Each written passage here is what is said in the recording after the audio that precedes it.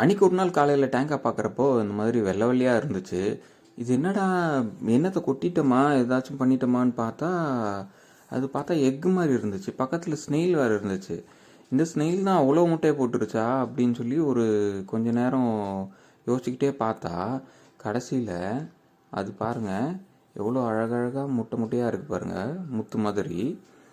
அது யாருன்னு கொஞ்ச நேரம் தேடி பார்த்ததுக்கப்புறம் தான் அதுக்கு பதிலே தெரிஞ்சுது. கடைசியில் பார்த்தா நம்ம ஏஞ்சல் தான் நம்ம எக்கு போட்டது. பாருங்கள், எக்கை போட்டுட்டு எப்படி ஆர்மி ஆஃபீஸர் மாதிரி லெஃப்ட் அண்ட் ரைட் நடந்துகிட்டு இருக்கிறாங்கன்னு சொல்லி. முன்னாடி எந்த ஃபிஷ்ஷையுமே அலோவ் பண்ணலை. இதனால தான் நான் கம்யூனிட்டி டேங்க்கில் ஏஞ்சலை வளர்த்துறப்போ கொஞ்சம் கேர்ஃபுல்லாக இருக்கணும் அப்படின்னு சொல்கிறது.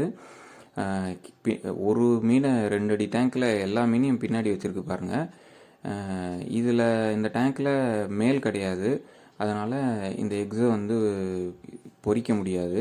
பொரித்தாலும் கம்யூனிட்டி டேங்க்கில் தப்பிக்காது, ஏன்னா ரொம்ப குட்டியாக இருக்கும், மற்ற மீன்கள் சாப்பிட்ரும்.